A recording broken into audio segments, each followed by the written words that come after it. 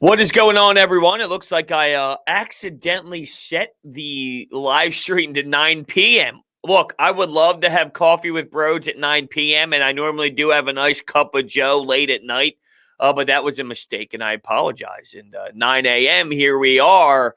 Time for some coffee with Brodes. So where are we today? Well, the Flyers had a overtime loss, and they might have dominated the Islanders, but they did not win. And the most important thing right now is winning hockey games. They didn't. You have the Sixers tonight going up against the Golden State Warriors, and apparently Steve Kerr enjoyed coaching a bad team instead of coaching his good teams. Oh, I don't know if anyone saw what was going down with Kevin Durant or whatever, but I'm just having some fun with it. I understand the logic behind Steve Kerr and what he was saying. How about Aaron Nola last night, though? Ew. The other day, it might have even been yesterday. I don't remember exactly, but the other day, someone came into Coffee with Brodes and asked this question. What's wrong with Aaron Nola this spring? Aaron Nola doesn't look good this spring. Aaron Nola, I'm like, look, you know what you're going to get out of Aaron Nola. You've had enough seasons to comprehend this is what Aaron Nola is going to be. And Aaron Nola dominated last night. Aaron Nola was unbelievable. Before we continue here, if you're with us on this beautiful early morning, it is time to have a nice sip of your coffee. Cheers to the first sip of the coffee, and let's enjoy this bad boy. I went out and grabbed a big bag of Wawa hazelnut. That Pete's medium roast, it was okay. I still have some. I'd rather go with a little hazelnut from Wawa.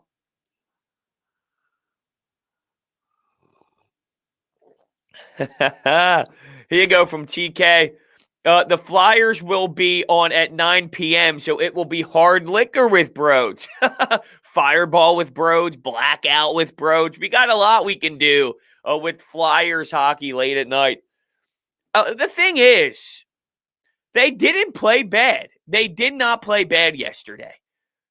I guess not playing bad and getting the results you need, though, are two totally different things. The Flyers are about to fall behind the Rangers. Yeah, this is starting to get pretty low. I mean, I don't know. I know the Rangers are creeping up there. I don't know. I don't know if I want to look, and it looks like I'm somehow going to look right now. But, yeah, I do know that it's getting close. I do know that it's something that I don't want to see. The Flyers have 34 points. The Rangers have 32 points, but the Flyers have a game in hand. So it is pretty damn close to the Rangers. The stinking Rangers are now creeping up towards that fifth spot in the East Division. It is very painful to look at. Random Gamer says, "What's up, Brodes? What's going on, Random Gamer? What are you playing, if you will?" Odyssey. What's up? Thank you so much for yesterday. Words can't describe that awesome gesture. I think that made sense. Thank you for that awesome gesture. Words can't describe how awesome that was. Thank you so much. Soroka needs to be drug tested. Yeah, he was making some phenomenal saves last night. The save on Travis Konechny was awesome on that backside. That Claude Giroux shot that got deflected and he made a glove save. Kevin Hayes with the wicked wrister, short side to the blocker. Nolan Patrick stinks, so I don't know if that's really because Sorokin made good saves or if that's because Nolan Patrick just stinks so much. I'm having a hard time trying to figure that one out. But it's bad. Bad. Get Kyle Lowry here, Maury. Yeah, it's funny. I came up with the conclusion yesterday on Coffee with Brodes that there was something to be said about maybe a smoke screen. Was there a smoke screen in play? Well, if we don't make a move, it's okay. I love my team. Trying to tell others out there, like, hey, we'd be okay if we didn't make that move. It's all right if you don't make the move. We'll be okay. Because now it's like, hey, there's not as much pressure. If you knew the Sixers needed to get something done, it's like the Wentz thing. Everyone knew you're getting rid of Wentz. Everyone knows you're getting rid of Zach Ertz. So you don't have as much leverage. Well, with this trade thing, maybe there's something about the leverage side of it, and the problem is the Miami Heat are in play as well. They're at the top of the list. And do they have something that's a little bit better in terms of compensation that would make them feel more comfortable about things? Possibly. I don't know. It depends on the package that gets put together. But I would be interested in going out and getting Kyle Lowry. And as much as I love Danny Green, he would be in the mix. And I think that you get just as good three-point shooting, good defense too, different position though, different out by the perimeter. You'd have to mix some things up. And then, because you do lose some size there. And then primary ball handler. Not that Ben Simmons wouldn't be, but we've seen the disastrous half-court sets. We've been seeing the big problems with Ben in the half court compared to the open court. And you need that second guy that you can maybe put Ben off the ball, play Ben off the ball. We talk about having a backup four. Well, maybe Ben could be the backup four to Tobias Harris. We talk about Ben playing small ball five at times, depending on the matchup. And even if this isn't the case and it's just Kyle Lowry's primary ball handler and out there with Ben and they're just together, maybe that's something you can utilize. But that's I'm in. I'm in on making a move. I'm absolutely in on making a move. Sixers tonight at 10, Brodes. Ugh. You know what? I like it and I love it. If I wasn't, the only reason why I don't like it, honestly, is because of recording afterwards. But if I'm just someone who's watching the game, it's okay. I get 7 Flyers, 10 Sixers, bang, bang. They roll into each other and then I fall asleep afterwards. The only reason why now it's like, 10 o'clock is because by the time it's over, it's 12:30. Then I got to record and I got to wait for it to upload. Then it's up at 1:32. You know what I mean? It's more of the process of uploading than it is watching the game itself. I actually don't mind the 10 o'clockers. And my favorite 10 o'clockers are Phillies 10 o'clocker because there's no time. You can sit back. Let's say there's something on at 7. All right, now at 10 o'clock, you got the Phils, the fighting Phils out in L.A. playing the Dodgers. And you see them in Dodger Stadium. Bryce Harper on the road with the road jerseys on. Sign me up for that. Sign me up for that. I like that. Nolan Patrick was pretty decent yesterday. See, I know he was buzzing and he was noticeable, but he was frustrating. Yeah, he was out there and you saw him have some scoring chances. There's a reason why he didn't score, though, because I don't think he's good. So I'm not saying people are looking at it as, well, he didn't score because of Sorokin. And I'm going, well, he didn't score because he's not good. He's not good. He should have been able to bury some of those. That's my problem. So while he was noticeable and he had more chances than I could ever remember in a hockey game, come on. You're not good. You're not good. And that's the problem. You know what else was awesome? Well, that made no sense because Nolan Patrick wasn't awesome. But you know what was awesome? Aaron Nola yesterday. Command of the fastball? Oh, yes, please. Oh, the command of the fastball was genius yesterday out of Aaron Nola. And he gets named the starter. We actually had that conversation a little bit yesterday. Would Zach Wheeler, someone mentioned maybe Zach Wheeler being the one. I knew because one thing that creeped in the back of my mind was the streak that Aaron Nola was on being the starter, being that opening day starter. And I didn't think that they would mess around with that because he was on a nice little ride and he was on a nice little run. And there hasn't been a while since there's been a Phillies pitcher that has started consecutive opening days the way that Aaron Nola has strung them together here. So I thought that it would be Aaron Nola, and you're going to see that. And he's deserving of it, considering what this starting rotation is. I see Zach Wheeler as a 2. And quite frankly, I see Aaron Nola as a 2. So I think if you get a stud pitcher before them, which is very hard to do, and then you would have 2 2s, like a 1, a 2, and a 2, and that's your starting 3 in your rotation, if that makes sense, you're in a pretty dangerous spot. But it's not easy to get your hand on one of those players. It would have to be availability in free agency like a Garrett Cole was, a Justin Verlander type thing. But with the injury, that's something scary. Yeah, it'll be interesting for sure. Tags, what's up, dude? Unreal Flow. Yeah, we're just letting it ride. You know, we're just letting it ride. I don't know what's happening anymore. Thanks, man. Yeah, I don't want to go back to that nonsense of, a little soccer look with the, I went for the old cut it short, got for a little soccer guy. It's just not what it is. It's not the same. It's not the same. Let it all out. Let it fly. Although it is starting to get to the point where I've been thinking, do I get a little trim? You know what I'm saying? Just a little. You got to clean it up. You got to tame it, right? As much as we just want to let it go forever, you got to tame it once in a while. So, coffee today. Dominic wants to know. We went Wawa hazelnut. I went for that Pete's medium roast. I still have half the bag. It's like, I'm starting to, it's all right, kind of thing. The Wawa hazelnut's kind of where it's at, though. Black Wawa hazelnut.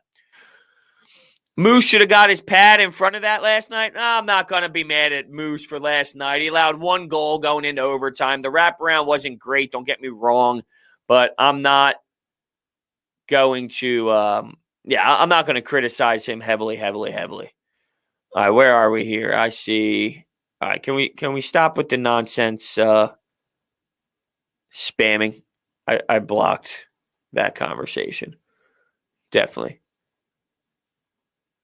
I just do not want a team like Miami to get Lowry and they become very dangerous in the playoffs. Well, they're going to be dangerous in the playoffs anyway. I don't know. Kyle Lowry on the Miami Heat. I thought Miami last year, with all due respect to who they are, I thought that was a product of the environment more than it was how nasty of a team they are. And I think they're an okay team. Look, they're 22-21. 22-21. Last year, I thought that they were a product of the situation, the bubble, everything going on pause. They made the most of an opportunity without fans, unique environment, this and that. Now it's a little bit different. And I'm not going to say that there's one team or a stretch of team. And this is wide open. I don't think, but Miami Heat's 22-21.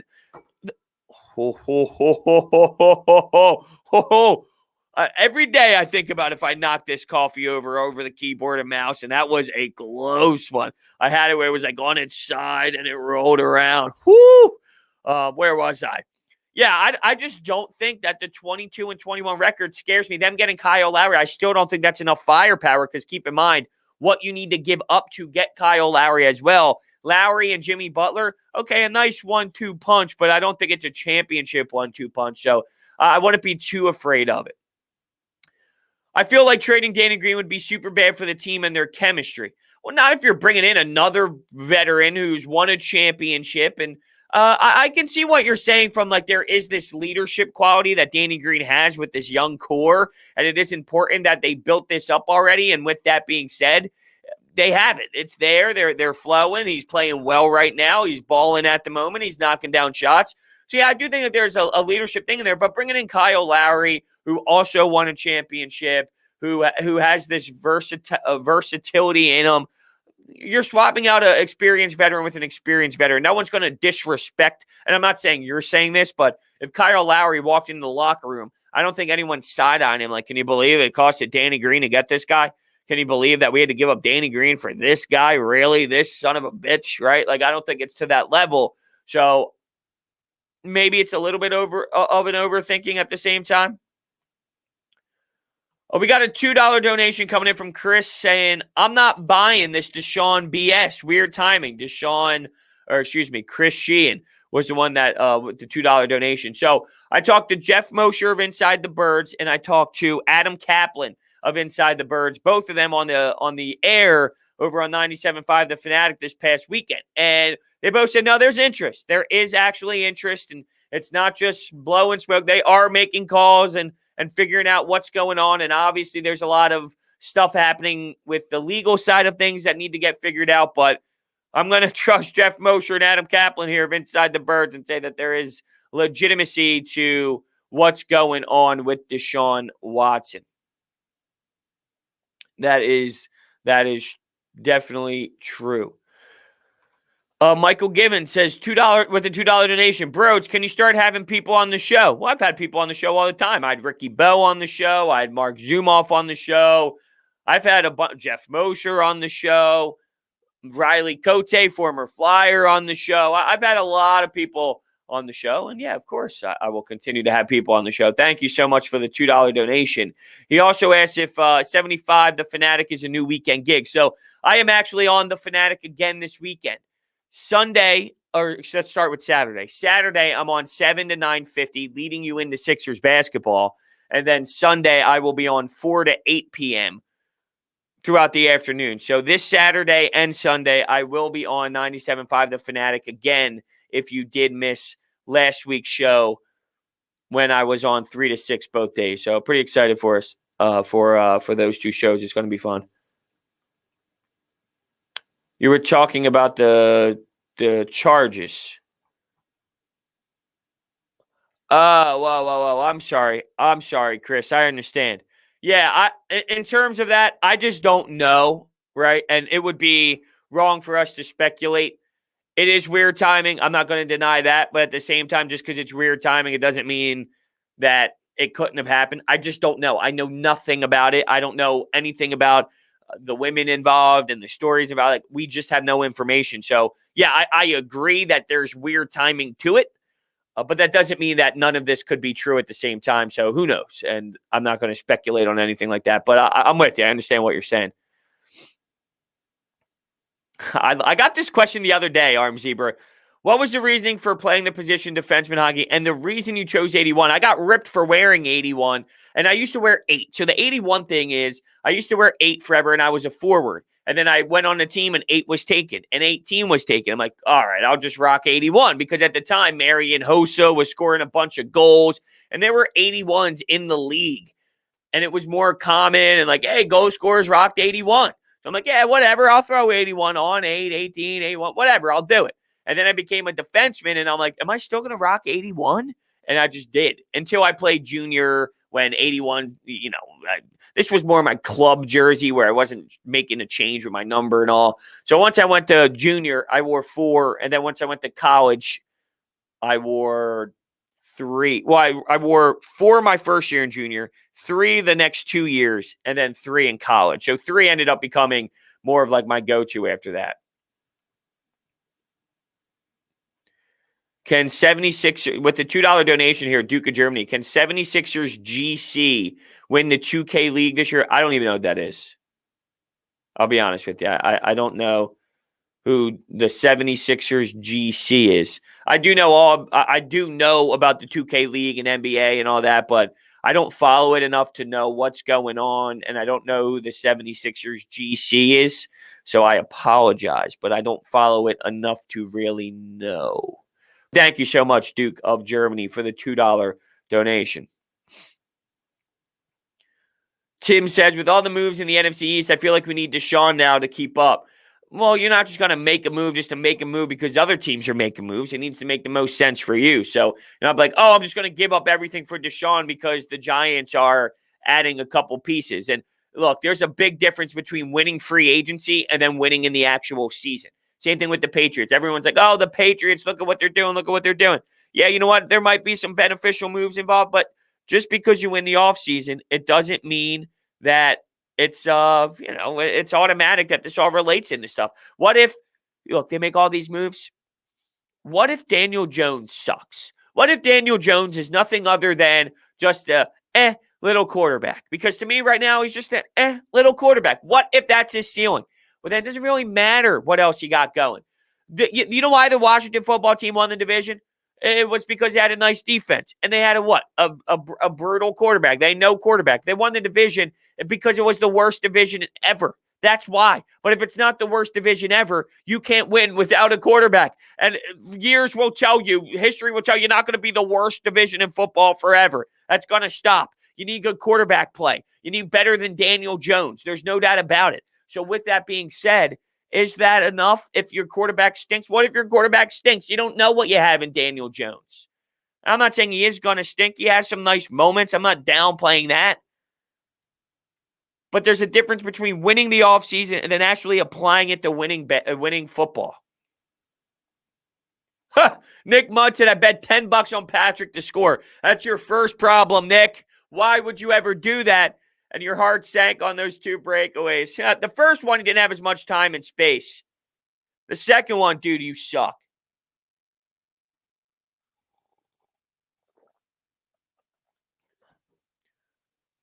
Lowry guarding Matisse. Lowry guarding Matisse. Lowry guarding Kyrie. Matisse guarding Harden. Ben guarding KD. Yeah, there's something to that. There's something to that. Because, but here's your thing. Who are you? That means you have no Seth Curry in the starting rotation. See, this is once again, this goes back to you can't just love because people are so in love with Matisse Thybulle's defense. You can't take away the spacing on the floor of Seth Curry. It's too important. It's too valuable. You have to have a shooter out there. Matisse Thybulle is not respected enough to be a legitimate shooter to space the floor. I don't know if that would. That's an adjustment I would be willing to make, but you got to rock with Seth Curry first. You have to. You have to.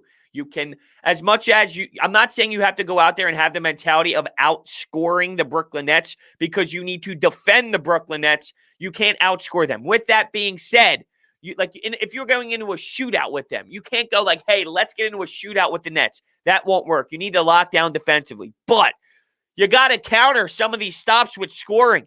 And you won't be able to do that with Matisse Thybulle being out there for 30 minutes in an NBA playoff game. It's not enough scoring. It's just not. So you can't. If you get Kyle Lowry, I think you still got to have Seth out there. The problem is you'd have Kyle Lowry on. It would be tough. It would be super, super tough. You'd have Kyrie on Kyle Lowry on Kyrie, excuse me. Ben on KD, and then the James Harden thing would be a little interesting. Or you do something with Tobias Harris since he's a bigger player, but Toby would get annihilated by some of these matchups. But that's the thing. That's what makes it scary. That's what makes it scary, but that's what you kind of have to do. Duke of Germany with a $5 donation. I just thought your response might be funny. Appreciate you, Brodes. Got to get a video after every game except hockey. Yeah, the Flyers love, and not even saying just this year, just in general, when you look after what you get, like how many people watch a Sixers video and how many people watch a Flyers. You can see how the Flyers are fourth on the totem pole, but it's in my blood. It's in my blood. But thank you so much, Duke of Germany, for the $5 donation. Look, some people are really into it. Some people are really invested into that stuff, and I wasn't, and I'm not. But maybe you were, and I wasn't going to discredit or not shoot down, but I just didn't know too much about it, to be honest with you. I did not know too much about it. Oh, yeah, there's definitely a niche for hockey. That's for sure. Bro, do you guard KD? I would love to. I'd take 6 charges.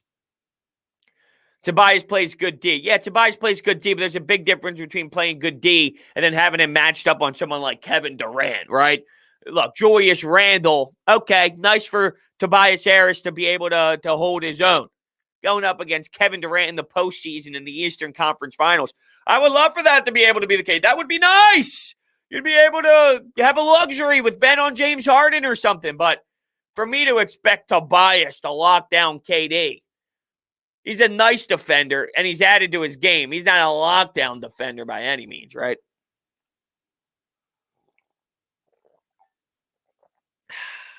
Amazing. Amazing. Hockey's such an underappreciated sport. I'm not disagreeing with you. It's just something that you need to, it's not easy to learn. So when you're watching right from the jump, it's like, well, what am I watching? Why do they blow the whistle? Why is this an offsides? How do they shoot the puck that way? Right? So everything like that, it kind of throws casual fans off. I cannot say we have the real Joel Embiid in here. I'm sorry, we cannot. Hockey's the only sport I watch. When the Flyers are trash, no sports for me. Now, there is this community of hockey fans that don't enjoy other sports, and I hate that hockey fan. I do. And I'm not saying I hate you, by the way. I don't want that to come out the wrong way. But to a degree, my dad is that, where it's I only love hockey and hockey only. There is this group inside the hockey community where they hate basketball because it's another winter sport, but they despise basketball and they don't like the Eagles and they only like the Flyers. And it's crazy because the reason why you love hockey is why it's a beautiful sport, right? It's fantastic. The speed, the hitting, the physicality, although it's not the same as it once was, it's still a part of the game, and the puck movement and the scoring, all of it. It's a beautiful game. Football is beautiful. Basketball is beautiful. Baseball is beautiful. They're all beautiful in their own way. And I think that you might not be looking at it the right way with those other sports. Oh, but it's not hockey. Yeah, it's not hockey. But what you love hockey for, and I understand not everyone's going to love everything. That's what makes people People. That's what makes this world, although this world right now is a super scary place. I feel some of these hockey fans are so biased towards loving hockey so much that they don't give the full opportunity and opening and understanding of these other sports to allow them to maybe enjoy it more. I think that because coming from a hockey locker room, right? You know how many teammates I had?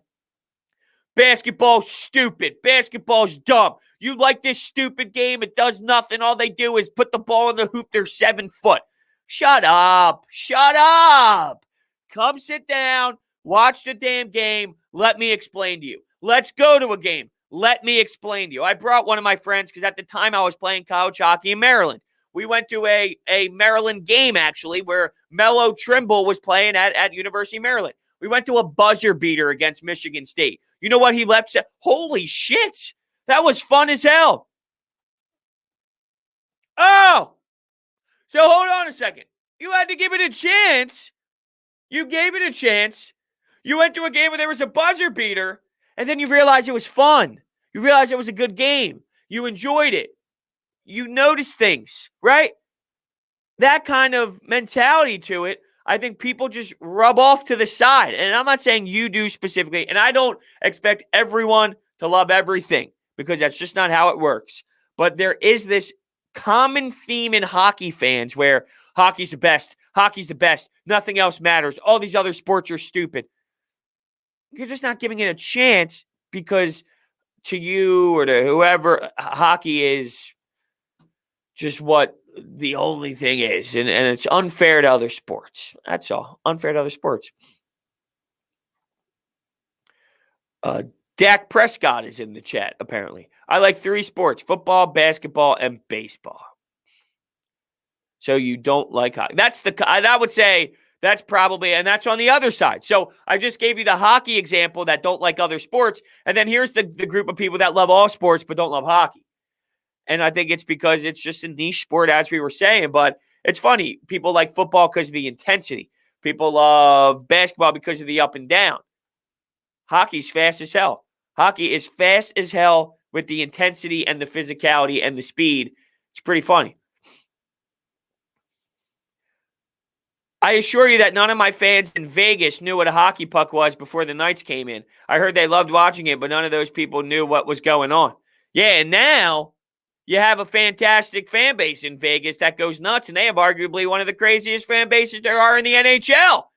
So funny how that goes on. They give it a chance, and now they love it, and everyone, and Mark Stone is just a dog out there as their captain. I don't see him as a captain, though. It's pretty funny. I don't, but he scores goals. He scored another one last night. I think they put 5 up on the board.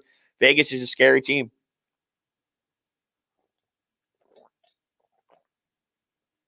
Oh, man, that is so damn good. Whew. That is so damn good. Green, why do you think Kyle Pitts is a bust? I would love for you to expand on why you think Kyle Pitts is a bust. What are you basing this off of, if I may ask? I like to watch ping pong. Ping pong's fun as hell, man. We had a ping pong table in our locker room, and it was nonstop action. Well, that's very common. I don't know if it is in basketball, football locker rooms or whatever, but in hockey locker rooms, yeah. Ping pong tables are monstrous, and we played. That's for damn sure we played. I'd call myself average. I could compete with the better kids on the team, and I would beat up on the bad ones. I would say I was average. I'm waiting for Green to respond on why he thinks that they stink, or that Kyle Pitts stinks. People love basketball, baseball, and football because they have played it before. Only cold weather states have a ton of hockey fans because guess what? They play in Minnesota and Maine. Hockey. True, it is more common to play in colder areas, but that's not necessarily true because it's expanding. Nowadays, you get Austin Matthews is from Arizona. Shane Gostisbehere, as much as we rip them apart, he's from Florida. And I know that there's outliers in all circumstances, but it is now becoming a common thing. These scouts, while there's showcases in Boston and Vermont and these areas, you go to Montana and California and Texas and all these places now. The North American Hockey League, they got teams in Amarillo. They got teams all over the place. Corpus Christi, you're going to these places to recruit kids. You're going to watch these players play in Texas all over nowadays. So maybe back in the day, I would agree with you, but you can find talent all over the country now as the sport continues to expand. And I think that's the help of the NHL expanding. Vegas, now kids in Vegas are going to want to play. When these families where, okay, hey, we're season ticket holders for Vegas, they have kids, their kids play hockey. It's one big common snowball effect that helps the game grow. So back in the day, yes. Now, maybe not so much. All right, so Green says, Kyle Pitts is overrated. His short arms and lack of hand-eye will get him exposed on the next level when guys are just as fast and just as strong and bigger than him. I mean, I just think you're just naming I don't think that that's fair to make that assessment, in my opinion. I don't think you're entitled to your own opinion here. I'm not saying that you're not, but I think you're just afraid that people are hyping him up. People are talking about him. I think if no one was talking to him at the level that they are, I think you're just nervous because of the hype that Kyle Pitts is getting, more so than you're actually worried about the things you're saying right now. Because if he wasn't getting as much love as he was, I don't think you'd be putting as much stock into what you're claiming is going to be an issue. That's how I see it. Will the Flyers be stuck in mediocrity in another 10 years? I don't know. Probably. I hate to say it, but probably. Keith comes in with another contribution to the Brodes Tattoo Fund. I was at the Sixers game against the Bucks last week with only 3,000 fans in the stands. You can hear the fans screaming for Ben to shoot the fucking ball, but he refuses. That's funny. Yeah, you can hear it in my basement too, because I'd be screaming the same damn thing right from my couch. Thank you so much for the $10 donation. It's like you read my damn mind, because I actually texted my tattoo artist yesterday. So that's really crazy that you would send that in the next day. While I shot, my tattoo artist said, hey, what do you think? Do you think we can kind of attack the next piece? And we'll see what she says moving forward here and when we can schedule something. But that is pretty weird how you do that. And also, when you say something, and I'll just relay the conversation that kind of happened. So I told my fiance, we were sitting there like, oh, how's your day or whatever. I was like, I'm texting Danny, because Danny's my tattoo artist. I'm texting Danny to see what she says. I want to get a tattoo. And she was like, shut up. I'm like, what? She was like, shut up. What? I was just about to tell you that I'm thinking about getting a new piece. I want to get a tattoo. And I was at the gym and I was thinking of like, oh, it would look cool because she has a couple, but she's got like baby ones, one on the wrist, one on the back of the neck with some cursive handwriting. She's got one on the ribs, which is like a heart-shaped thing. But she was like thinking about getting something more intense. But how crazy is it that I bring up? I was like, well, before you say something, I texted Danny. She was like, did you read my mind? Because I was just about to tell you about wanting a tattoo. And it was like, that's strange. You come in here and say this about here's money to the tattoo fund. I just texted my tattoo artist yesterday. I don't know. Freaky stuff. That's all I'm trying to say. It's freaky stuff. Thank you so much, Keith, for the $10 donation. You are a phenomenal human being. Duke of Germany comes back in. Also a phenomenal human being. Everyone's a phenomenal human being, may I add. Not everyone in this world, because sadly there's horrendous people out there. But people in the chat. Have you ever tried Black Rifle coffee? Great stuff. I've heard about it. It's been actually talked about before in the chat. One of my buddies actually mentioned something to me about it. We were FaceTiming, just checking in, and he's drinking his coffee, and he's got his Black Rifle coffee mug. And I'm like, hold on a second. What's that? Once again, things tying together. And so go, yeah, you should try it. So I've heard about it, but I've never actually given it a go.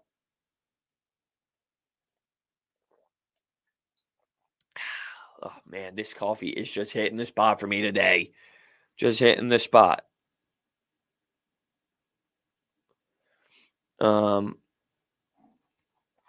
Let's see. Did Danny or did Green get back to me? I want to call him Danny or Danny Green.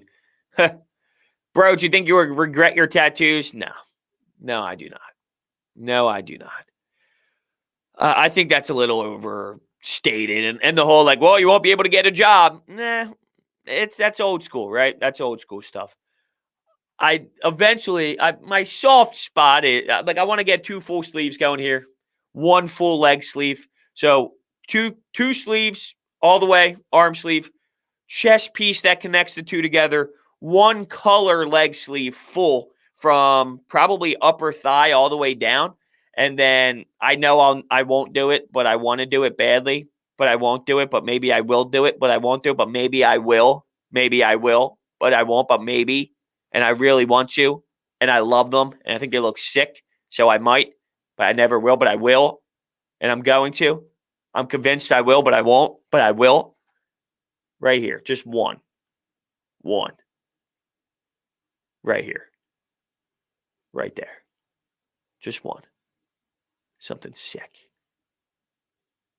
But I will. But I won't. But I will. But I won't. But I won't. That's where we're at. Yeah, look, I work in law enforcement, have partial sleeves on both upper arms and lower arms. Yeah, exactly. There, nowadays, the whole like, well, you got to make sure you cover up. Not really. It's really just not that way anymore. It's just not that way anymore. Yes, yeah, I hate, with all due respect to your father, I don't want to sit here and say I hate your father, but I do hate that old narrative of like, oh, it's so disrespectful to your body, this and that. Stop. It's 2021 being disrespectful about tattoos and all. It means nothing. This is how I explain it to my family members when I went in for the first time. Like I remember going into my grandfather's office at work. I worked for my grandfather back in the day. I had to go in and I had him. I didn't tell him anything about it. It's like, I am the same human being. I will love you the same. I will treat you the same. I will act the same. Nothing changes. I will love my family the same way. I will do everything the same way. Nothing changes in my life if this is on my body. I will care for everyone the same way. I will do all the same thing. Like nothing changes. Literally nothing changes out of the human being that you are if there's ink on your skin. I just don't understand it. I just don't understand it. Yeah, the guy that's interviewing probably has tats. Yeah, you're damn right.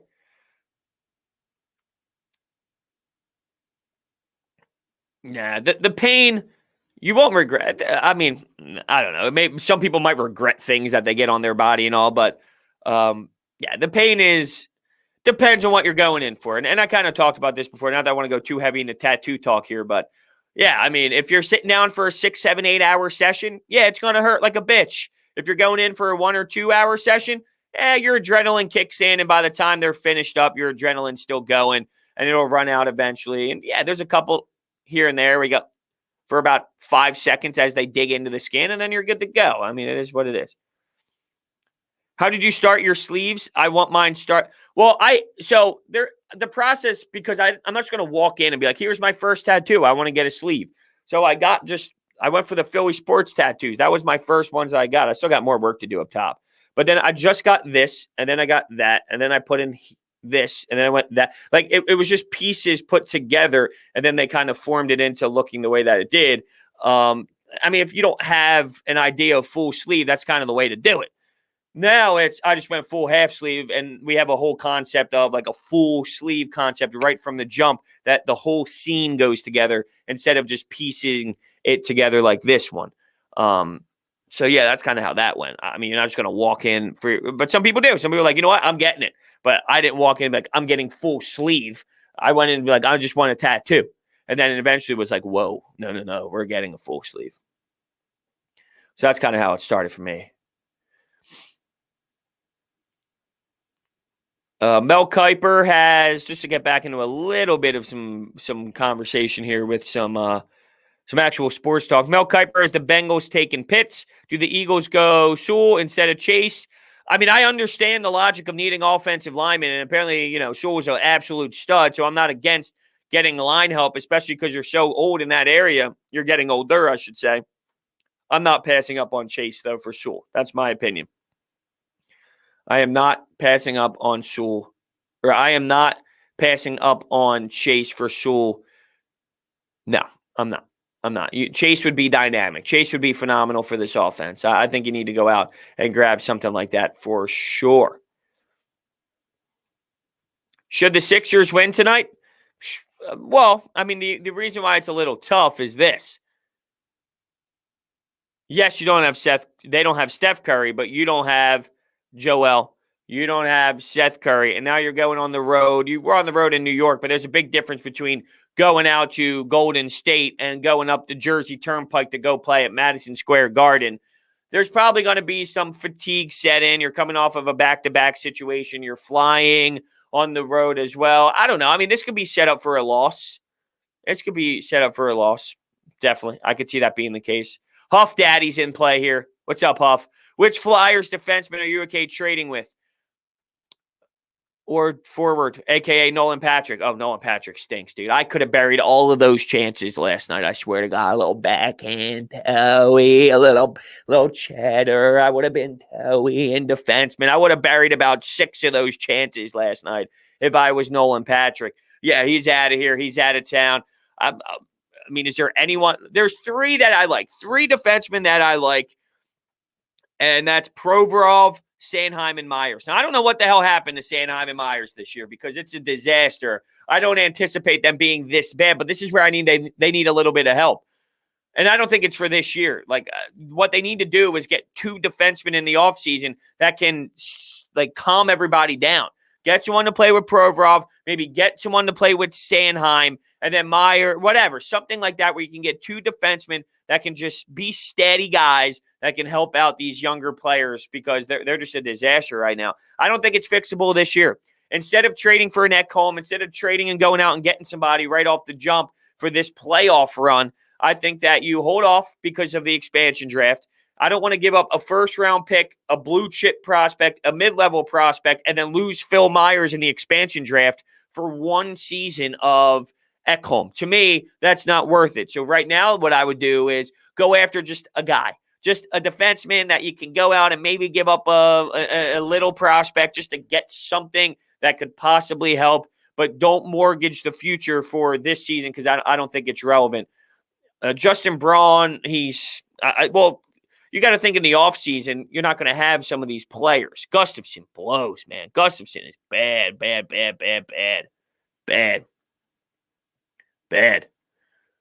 More likely that Lowry ends up in Miami or stays put. Well, I don't think he's staying put. This Raptors team is a disaster. They know they're going to lose him in free agency at the end of the year, so it would be stupid. And we know that the Raptors actually have a good front office. So what would you do in that scenario? Yeah, you're going to trade Kyle Lowry. He's going to be moved. The team is that bad. When the team's that bad and a guy like Kyle Lowry can get you can get you some pieces and can get you some help, you're going to do that. You're going to make that move. You're going to make that trade. So, yeah, you're going to get rid of him. So, he's going to be moved. There's no doubt about it. He's going to get moved.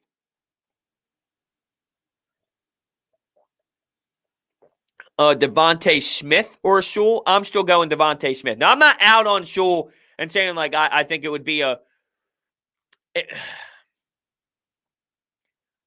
I wouldn't be pissed if they drafted him, if they drafted Sewell. I understand the logic behind getting Sewell. I think you need help in other areas right now, but I understand the logic behind getting Sewell. That's my thoughts on it. How would you feel if the Eagles signed Joe Flacco? It's your typical veteran quarterback. I think he sucks, though. Joe Flacco can't play. Joe Flacco is not a reliable quarterback where if they value the backup quarterback so much and they put so much into the backup quarterback, well, you're not doing that with Joe Flacco. All right, I'll tell you that for free. He stinks. He's not good. He's your typical standard backup quarterback, though. That's what he is. But he's not good. He's not good.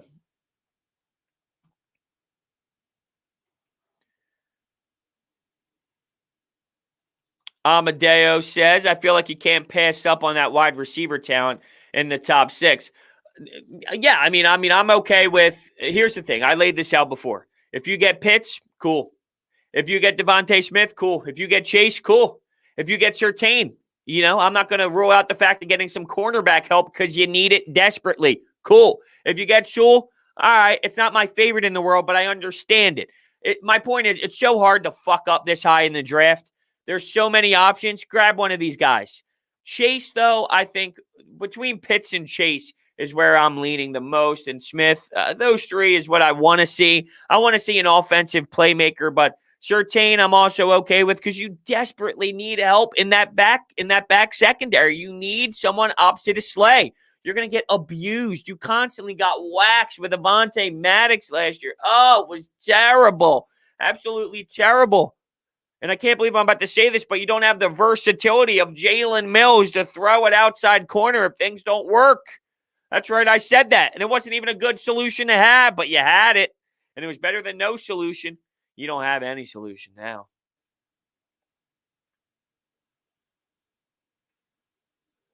I'm telling you, every few years there's some athletic tight end that gets all the hype and they always bust or disappoint. The difference now, though, Nat, is this. The league has insanely, and I mean insanely, got heavy at tight end. And that's not to say it wasn't in years past. I'm sure you're thinking Ingram because everyone thinks of Evan Ingram and all.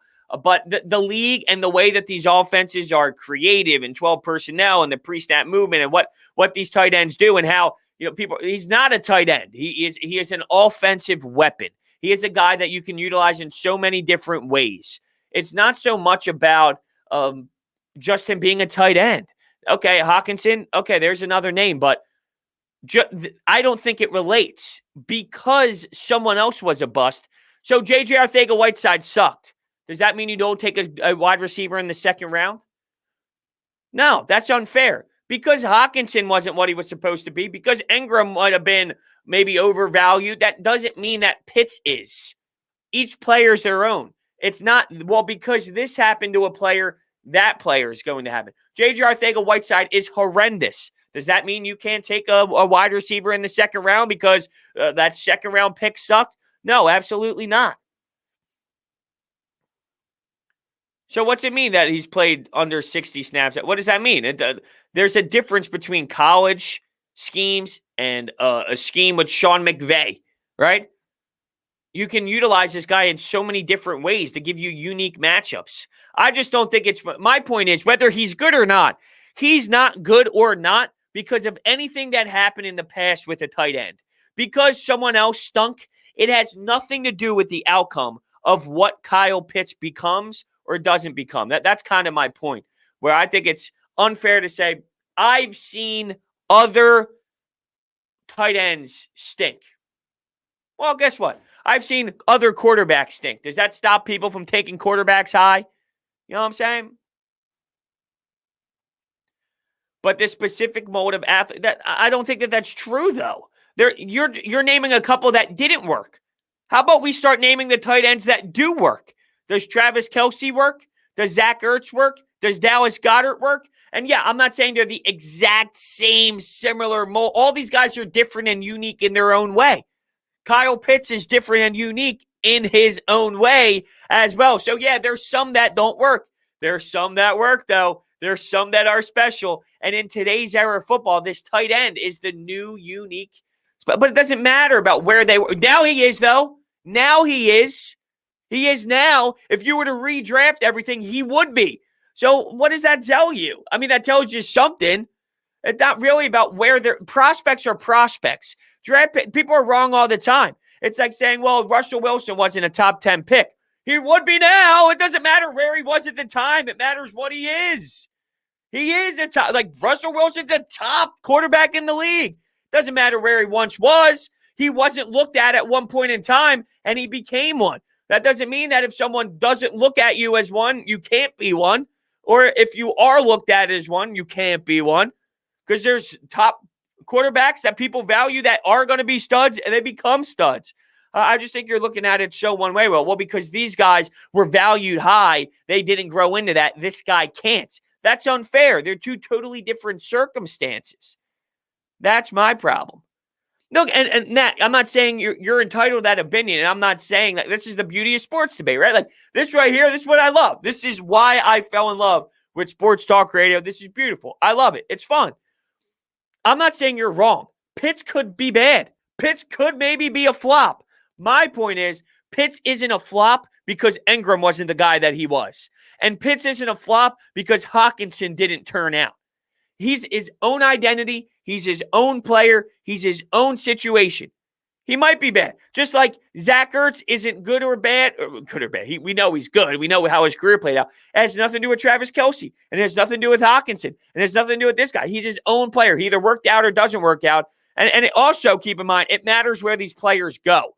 If you're going to go to Jacksonville, and well, now you have the Trevor Lawrence effect and all, and you're not going to get Pitts and Lawrence, obviously. My point is, if you go for a team that's going to win 2 football games next year, yeah, you might look bad. If you go play with Sean McVay, you might look great. So there's a big difference on where you're playing and what system you're in and your coach, and that all matters, especially when you're a rookie, for sure.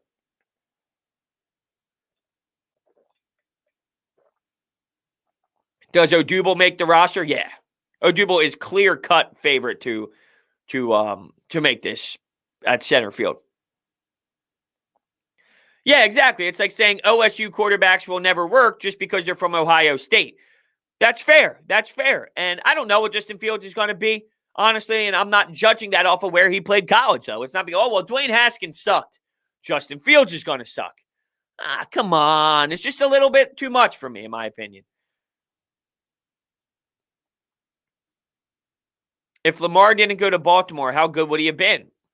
That's a great point. It depends, right? If he played for Doug Peterson, he'd probably throw the football 50 times because he never ran the ball. I don't know what just got over me there. It's like I just got possessed.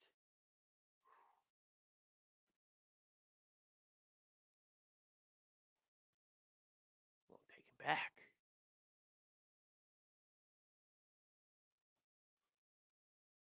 Couple deep breaths.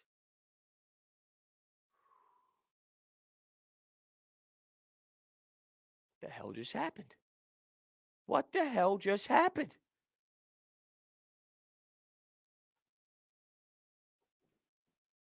Whew. Let me take a sip of coffee to calm myself down. As if that even makes sense. Oh, man. This is just beautiful. All right. Anyway. Brodes, will you vlog your wedding? No, probably not. But that's not till next summer anyway. Not this summer. I'm getting married the following summer because COVID pushed things back. And I got the amount. When people say when you're in your mid-20s, you're going to get hit with a billion different weddings at the same time, you're not wrong. I think I have like 4 this summer, 7 next summer. It's ridiculous. My own included. Next summer. So we got some time to figure it out. And, it's obviously all planned, the venue and whatnot. But, yeah. Do a pod from the church. Live. That's so funny. Brodes, do vlogs. Yeah, I was thinking about doing some vlogs and all. That's definitely something that's been on the radar. There's a lot going on. Like, I left 97.3 because I wanted to commit to Brodes Media full time, and I did that, and I was very excited. Then 97.5 comes available, and it becomes an opportunity, and here I am picking up shifts at 97.5. So it's like, whew, now I'm back on flying around and doing this and that, and now it's like, well, I had some ideas I wanted to do when I would commit to Brodes Media full time, and then now this is coming up, and now I have to maybe, not just make sure that I'm not putting my brain into a fizzle. You know what I'm saying? So, for sure. Hey, Michael Gibbons. Ain't that the truth, baby? I already bought that. Well, yeah, I got the engagement ring. But, yes, DeSimone Jewelers is the place to go. And I just want to let everyone know about my friends over at DeSimone Jewelers. Am I right here, fellas? I went there to get my fiance's engagement ring, and she fell over. They're a family-owned business with over 40 years of experience. They're now in Haddonfield, New Jersey. They were in Jewelers Row. They customize and manufacture every ring right there on their spot. Because of that, they beat the competitors' prices out there.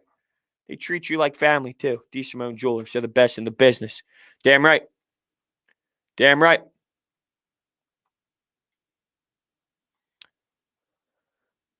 Do you think Oscar Lindblom will be a top-line forward? No, not forever. I think right now, though, there's a little bit of spark playing with Claude Giroux. I don't think that this is going to be forever, but I do think that there's a nice little spark. And when you find a nice little spark, you end up riding it for a little bit. But no, am I sitting here going, uh-oh, you found your top 3 forward now? No. When you see Joel Farabee play, it's, yeah. Oh, yeah, I found something in Joel Farabee. I like Oscar Lindblom to a degree. I don't think that he's a top-line forward just because there's a nice little spark here. He's playing with G-Bomb, though. It's funny what happens when you play with Giroux. I thought Giroux was washed and didn't make anyone else better. Just saying. He's clearly making Oscar Lindblom better. Claude Giroux still has it.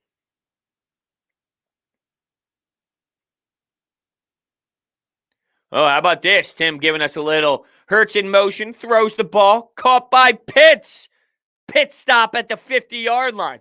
Yeah, I'm sure that there's going to be a lot of play on words with Kyle Pitts here, with pit stop or, I mean, anywhere. Not even just here in Philadelphia. It's probably something that these broadcasters are going to rock regardless.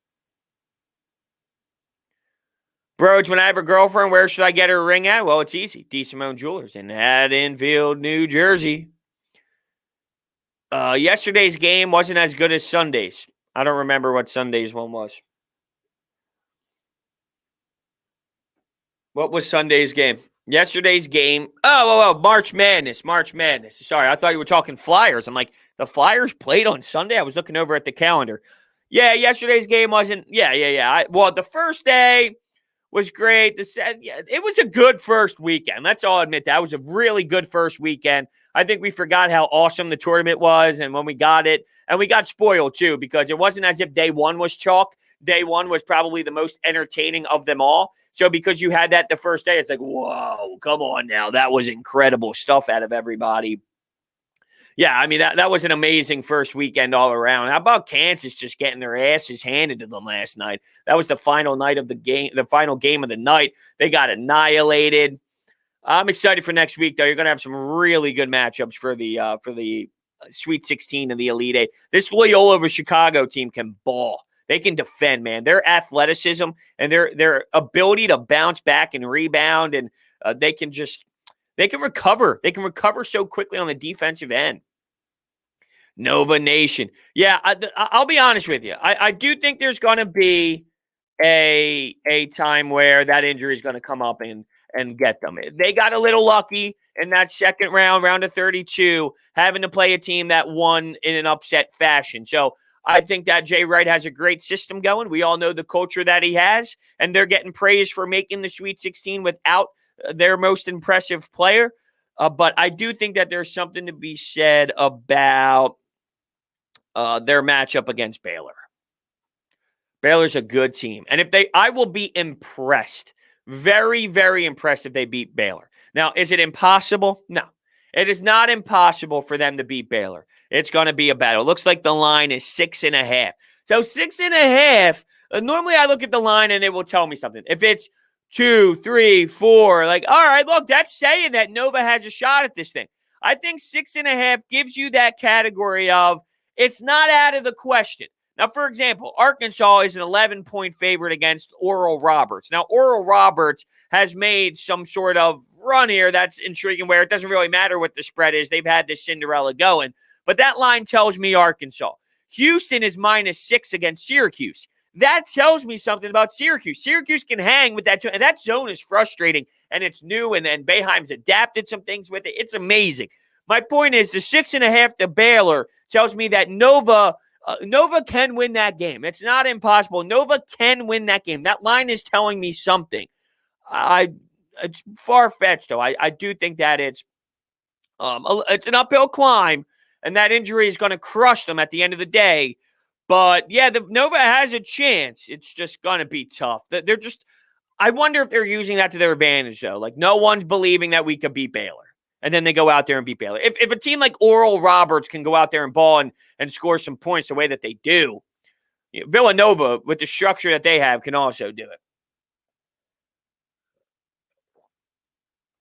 Yeah, Syracuse, I'll tell you what, man. Buddy Boeheim is balling. He's shutting everybody up. And that Boeheim zone, it's death taxes in Syracuse's zone screwing everybody up during March Madness. It's something to be said about not being able to efficiently score against this zone. And they tweak it. They throw little things here and there at you to change it up. It's not just your basic standard that you get all the time. There's a little bit of uniqueness to it. So, yeah, that's kind of how it is. And Jamie, this is fascinating that you bring this up as we are kind of running out of time here. But this is what I don't like about when people bring up Mikal Bridges when it comes to what the Sixers did. You got Tobias Harris because you traded Mikal Bridges. Because when you traded Mikal Bridges, you got a first-round pick. And yes, Zahir Smith stinks, not even a part of the conversation. You don't have Tobias Harris without Mikal Bridges trade happening. So while I understand what Mikal Bridges is, you don't have Tobias. And if you don't have Tobias, this team is not the same team. You are not the same team. I'm taking Tobias, even with this contract, over Mikal Bridges. That's how I feel. So I hate that people bring up that, oh, the Sixers are so... I'm not saying you're doing that. I'm not saying you're doing that. Maybe Mikal Bridges was just brought up because of Villanova and you're looking how good he's doing and all. Mikal Bridges is nice. But you don't have Tobias without the Mikal Bridges trade happening because you got the first-round pick that allowed you to make the trade. So with that, I don't like how people just rip apart that Mikal Bridges trade just because all you think about is Zahir Smith. And you don't think about what actually went down and the domino effect of that trade rather than just looking at Mikal Bridges and what he's playing like now. So on that note, it's past 10 o'clock. I stayed 1 minute extra. I'm such a nice person. Thank you guys all so much for listening to Coffee with Brodes. Be prepared. It's a late night, so if you want to stay up late, we'll have both post-game reactions. We'll have Flyers. We'll have Sixers, both on the table tonight. Flyers play the Devils, and the Sixers play the Golden State Warriors. It will be a fun night. So thank you all so much for tuning in to Coffee with Brodes today, and I'll catch you guys tomorrow morning.